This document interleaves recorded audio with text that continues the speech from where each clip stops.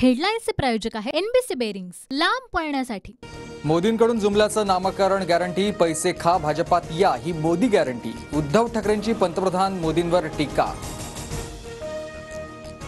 भाजपच्या पहिल्या यादीत निष्ठावंत नितीन गडकरींचं नाव नाही, मात्र ज्या कृपाशंकरांवर बेहिशेबी मालमत्तेचे आरोप लावले त्यांना पहिल्या यादीत तिकीट, ही कुठली गॅरंटी?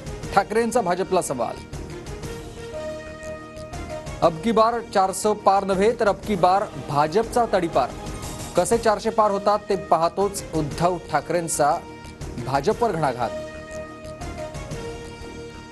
आमदार कपिल पाटलांकडून समाजवादी गणराज्य पार्टी या नवीन पक्षाची घोषणा। उद्धव ठाकरेंच्या उपस्थितीत कपिल पाटील यांच्याकडून पक्षाची घोषणा। शिरूर मतदारसंघातील शरद पवारांच्या सभेनंतर आता अजित पवारांची प्रत्युत्तर सभा। उद्या सायंकाळी 4 वाजता अजित पवारांची मनसरमध्ये सभा। पवारांच्या टीकेला अजित पवार काय उत्तर देणार याकडे लक्ष।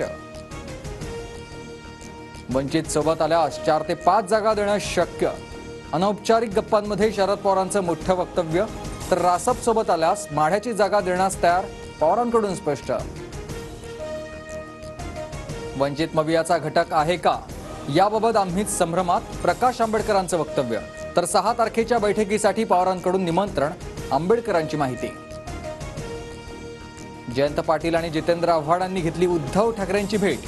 भेटीत कोल्हापूर आणि सांगली लोकसभेच्या जागेबाबत चर्चा झाल्याची माहिती। पुण्यातील राज ठाकरेंच्या बैठकीला पदाधिकारी उशिरानं दाखल। पदाधिकारी उशिरानं आल्यानं राज ठाकरे तडकाफडकी मुंबईला रवाना।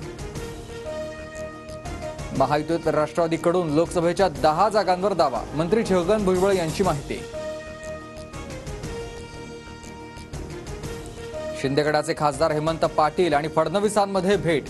लोकसभेसाठी शिवसेनेला 18 जागा मिळाव्यात असा सर्व खासदारांचा आग्रह, हेमंत पाटलांची माहिती।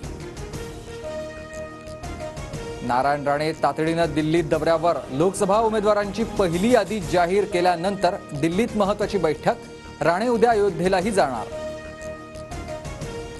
रत्नागिरी सिंधुदुर्गची जागा भाजपला मिळावी, कार्यकर्त्यांची इच्छा। कार्यकर्त्यांची मागणी दिल्लीपर्यंत पोहोचवणार, प्रमोद सावंत यांची प्रतिक्रिया। हेडलाईन्सचे प्रायोजक आहे एनबीसी बेरिंग्स, लांब पळण्यासाठी।